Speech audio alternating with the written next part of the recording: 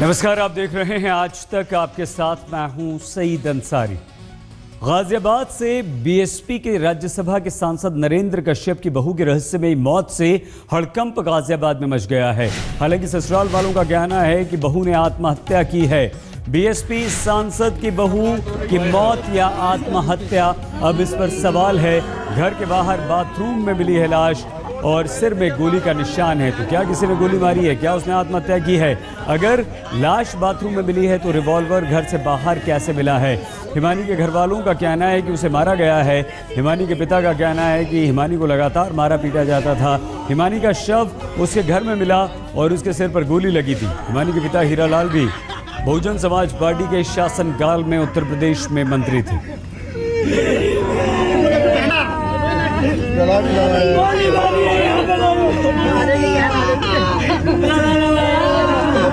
निशान लगे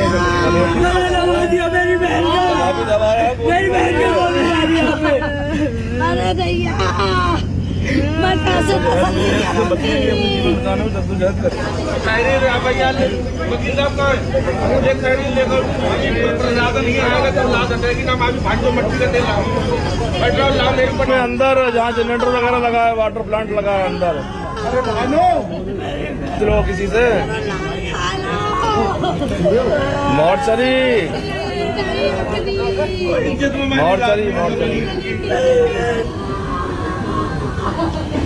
पानी पी लो, पानी पी लो, थोड़ा पानी पी लो सर, थोड़ा पानी मुझे घबराहट हो रही है। बहुजन समाज पार्टी के राज्यसभा सांसद की बहू हिमानी, जिसका नाम है, ये तस्वीर जो आप देख रहे हैं, ये हिमानी की तस्वीर है। सिर में गोली लगी, बाथरूम में शव मिला। सवाल यही है कि क्या हिमानी ने खुद गोली मारी, आत्महत्या की, या हिमानी की हत्या की गई है? और अगर हिमानी की हत्या की गई है तो क्यों?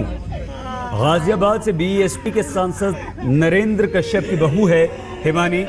ससुराल वाले आत्महत्या बता रहे हैं, लेकिन हिमानी के घर वालों का कहना है कि हिमानी का मर्डर किया गया है, उसे मारा गया है। हिमानी के पिता, जो कि खुद बीएसपी के नेता हैं, मंत्री रह चुके हैं, क्या कहते हैं?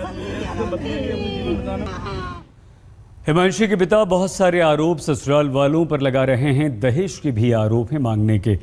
पूरी खबर देखिए। बहुजन समाज पार्टी के राज्यसभा सांसद नरेंद्र कश्यप की वधू थी हिमानी। हंसता खेलता परिवार था। डॉक्टर पति थे, 18 महीने की प्यारी बेटी थी। लेकिन अब न हिमानी रही और न ही उसके परिवार की खुशियां। हिमानी का शव उसके घर के बाथरूम में पड़ा मिला। सिर में गोली लगी थी। फिलहाल आशंका आत्महत्या की है, लेकिन गाजियाबाद पुलिस किसी दूसरी संभावना से भी इनकार नहीं कर रही है। गेट जो था वो बंद था, जो दो लड़के हैं अंदर से बंद था और इन्होंने उसे चोट मारी। फोरेंसिक टीम ने यहाँ पे अभी डेमोन्स्ट्रेशन कराया है कि यदि उस पर चोट मारी जाएगी तो उसका कुंडा, पुलिस ने पूर्व में उसकी वीडियोग्राफी की, कुंडा सही है। जब डेमो किया गया तो लात मारने में कुंडा टूट गया। तो कुछ कॉन्ट्रडिक्टरी चीज़ें भी आ रही हैं, उनको भी हमने संज्ञान में लिया है। बाकी के जो आई विटनेसेस थे, परिवार के मेंबर थे, उनके बयान नोट किए जा रहे हैं। जो भी कार्रवाई होगी वो मेरिट्स के आधार पर होगी और एफआईआर का जो कंटेंट होगा उसके। हिमानी की शादी करीब 3 साल पहले बहुजन समाज पार्टी के राज्यसभा सांसद नरेंद्र कश्यप के बेटे सागर से हुई थी। हिमानी को गोली घर में रखी लाइसेंसी रिवॉल्वर से लगी है। हालांकि पुलिस के सामने कई चौंकाने वाले सवाल आए हैं। जिस रिवॉल्वर की गोली हिमानी को लगी वो मौके पर नहीं मिली और पुलिस ने बाद में बरामद की। डेमो करने में बाथरूम के दरवाजे का लॉक टूटा, लेकिन हकीकत में जब पुलिस पहुंची थी तब लॉक टूटा नहीं था। परिवार ने पुलिस को भी सूचना नहीं दी क्योंकि अस्पताल से पुलिस को सूचना मिली। पुलिस का ये कहना है कि वो हर एंगल से मामले की जांच कर रही है। अगर ये खुदकुशी है तो उसकी क्या वजह है, आखिर क्यों हिमांशी ने खुदकुशी किया, और अगर कोई और वजह है तो उसके लिए सबूत भी तलाशे जा रहे हैं। हिमानी के पिता भी बीएसपी शासनकाल में मंत्री थे। इस हाई प्रोफाइल मामले में पुलिस अब हिमानी के परिजनों के बयान का इंतजार कर रही है। मयंक गौड़ के साथ हिमांशु मिश्र, गाजियाबाद, आज तक।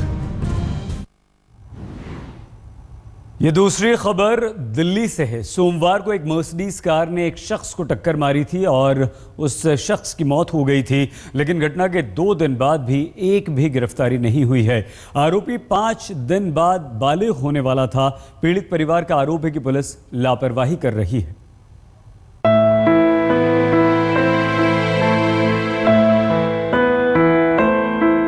परिवार और जानने वालों के बीच अब सिर्फ तस्वीरों और यादों में ही रह गए हैं सिद्धार्थ शर्मा। सोमवार की रात सिद्धार्थ सिविल लाइंस में अपने घर के करीब सड़क पार कर रहे थे, तभी लाखों की कीमत वाली मर्सिडीज कार को चला रहे एक नाबालिग ने ऐसी टक्कर मारी कि सिद्धार्थ कभी न लौटने के लिए दुनिया से दूर चले गए। दिल्ली पुलिस पर मामले में लापरवाही बरतने और कार्रवाई में देरी का आरोप लगा। हालांकि नाबालिग होने की वजह से आरोपी लड़के को कानूनी बंदिशों की वजह से जमानत मिल गई, लेकिन अब पिता मनोज अग्रवाल के खिलाफ एक्शन लिया जा सकता है। इसमें मामला दर्ज करने के बाद एक्यूज्ड ड्राइवर को एप्रीहेंड कर लिया गया है, क्योंकि वो जुवेनाइल है। उसको एप्रीहेंड करके उसको बेल आउट कर दिया गया है। आरोपी के पिता मनोज अग्रवाल रियल एस्टेट का कारोबार करते हैं और उनके खिलाफ मोटर व्हीकल एक्ट 5/181 के तहत एक्शन हो सकता है। नाबालिग बेटे को गाड़ी चलाने की इजाजत देने के लिए पिता को 3 महीने की सजा या 1000 रुपए जुर्माना दोनों हो सकता है। हालांकि पुलिस पर आरोप है कि उसने तुरंत कार्रवाई करते हुए आरोपी नाबालिग और उसके साथ में बैठे दोस्तों का अल्कोहल टेस्ट नहीं लिया। No, I think it's a murder. I think it's a hit and run case. Because अभी तक ना कोई आगे आया है। बीच में इन लोगों ने अपना ड्राइवर भेज दिया था। जुवेनाइल के साथ क्लॉजेज होने चाहिए कि अगर कोई बच्चा गाड़ी चला रहा है, he should not be considered as juvenile, he should be considered as like others adult. Siddharth Sharma की मौत हो चुकी है। उसके परिजन और उसके दोस्त उसे कुछ दिन याद रखेंगे और उसके बाद उसे भूल जाएंगे, लेकिन जो दुख इस पूरे मामले में सिद्धार्थ के परिवार को मिला है वो उसे शायद ताउम्र नहीं भूल पाए। परिवार सदमे में है। आशंका है कि कहीं पैसों के जोर पर केस कमजोर न पड़ जाए। चिराग गोठी, दिल्ली, आज तक। दिल्ली में 15 अप्रैल से ऑड इवन स्कीम लागू हो रही है, लेकिन इससे पहले ही उसमें कई सारे पेच सामने आ गए हैं। लेकिन पिछली बार जिस तरह के इंतजाम किए गए थे उनमें कोई खास बदलाव नहीं है। लेकिन इस बार अगर स्कूल यूनिफॉर्म में बच्चा आपकी गाड़ी में है तो उसे छूट होगी, लेकिन अगर आप अपने बच्चे को लेने स्कूल से वापस जा रहे हैं और बच्चा उस वक्त गाड़ी में नहीं है तो क्या होगा? डीटीसी ने भी बसेस देने को स्कूल्स को मना कर दिया है। इस तरह के कई सारे पेच भी इसमें हैं। दिल्ली फिर से तैयार हो रही है ऑड इवन के दूसरे दौर के लिए। 15 अप्रैल से 30 अप्रैल तक राजधानी की सड़कों पर सम या विषम नंबर की गाड़ियां ही दौड़ेंगी। दुविधा स्कूली बच्चों की आवाजाही और स्कूली बसों को लेकर हो रही है। डीटीसी ने प्राइवेट स्कूलों को चिट्ठी लिखकर ये कहा है कि 15 अप्रैल से वो डीटीसी की बसें मुहैया नहीं करा पाएंगी। समाधान सुझाने के लिए खुद दिल्ली सरकार के परिवहन मंत्री गोपाल राय मीडिया से मुखातिब हुए। सारे जितने स्कूलों में डीटीसी की बसें जाती हैं उनको बाकायदा नोटिस दे करके उनके साथ मीटिंग करके ये डिसाइड हमने किया है कि जो भी बसें हैं जो प्राइवेट स्कूल में जाती हैं सभी जगह जाएंगी और 8 बजे तक वो वापस लौटेंगी। अगर किसी स्कूल को इस तरह की दिक्कत है तो उसे थोड़ी सी टाइम शिफ्ट करना पड़ेगा। अगले 2 दिनों में स्कूली बच्चों पर सरकार कंक्रीट फैसला करेगी। हालांकि पहली बार की तरह इस बार भी ऑड इवन के दायरे से महिला कार चालकों को छूट है। बाइक सवारों को इस बार भी फॉर्मूले से बाहर रखा गया है। ऑड इवन को लेकर गुरुवार को दिल्ली के सभी एसडीएम और एमएलए की बैठक है। 12 अप्रैल को मुख्यमंत्री अरविंद केजरीवाल के साथ स्कूली बच्चे ऑड इवन को सफल बनाने के लिए शपथ लेंगे। 14 अप्रैल से जागरूकता अभियान की शुरुआत भी है। सरकार का दावा है कि ऑड इवन से प्रदूषण का स्तर घटेगा। दिल्ली वाले भी इसी उम्मीद में। सवाल खड़ा होता है परिवहन व्यवस्था को मजबूत करने का, क्योंकि ये दावा किया गया था कि जब ऑड इवन का दूसरा चरण शुरू होगा तो 1000 बसें सड़कों पर उतार दी जाएंगी, लेकिन ऐसा कुछ होता हुआ नजर नहीं आया। कुमार कुणाल और कैमरा पर्सन हेमंत के साथ पंकज जैन, दिल्ली, आज तक। श्रीनगर एनआईटी में छात्रों की पिटाई के मामले पर देश भर से सवाल उठ रहे हैं। आखिर देशभक्त छात्रों को सरेआम पुलिस ने क्यों पीटा और अब तक दोषियों पर कार्रवाई क्यों नहीं की गई? हालांकि केंद्र सरकार महबूबा मुफ्ती से बात कर रही है और बात कर भी चुकी है और भरोसा मानव संसाधन विकास मंत्री स्मृति ईरानी ने दिलाया है कि दोषियों पर कार्रवाई होगी।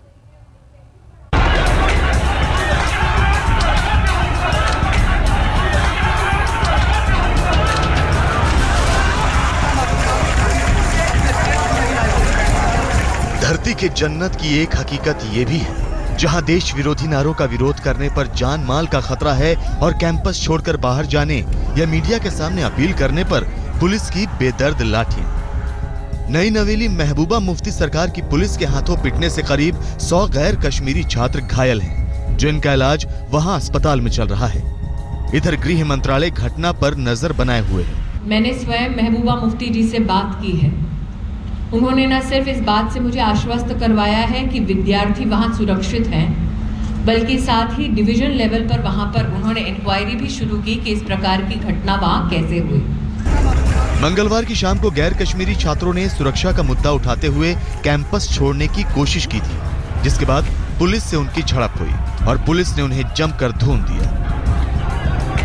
कैंपस में खराब माहौल को देखते हुए सीआरपीएफ को तैनात कर दिया गया है। गृह मंत्री राजनाथ सिंह ने मुख्यमंत्री महबूबा मुफ्ती से फोन पर बात की है और हालात का जायजा लिया है। बताया जा रहा है कि अब कैंपस में हालात धीरे धीरे सामान्य हो रहे हैं। यह घटना शुक्रवार की रात को शुरू हुई, जब T20 मैच में भारत को वेस्टइंडीज के हाथों हार का सामना करना पड़ा। गैर कश्मीरी छात्रों ने वहां लगाए जा रहे देश विरोधी नारों का विरोध किया और इसी बात पर स्थानीय छात्रों से उनकी झड़प हुई।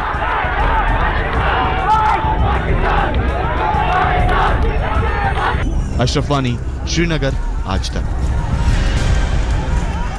देश की दो बड़ी अदालतों ने आज सूखे और पानी की बर्बादी को लेकर सरकार की खिंचाई की। सुप्रीम कोर्ट ने जहां सूखे के सवाल पर केंद्र से सवाल पूछे हैं, तो हाई कोर्ट ने आईपीएल की तैयारी में पानी की बर्बादी पर महाराष्ट्र के मुख्यमंत्री फडणवीस को झाड़ लगाई है।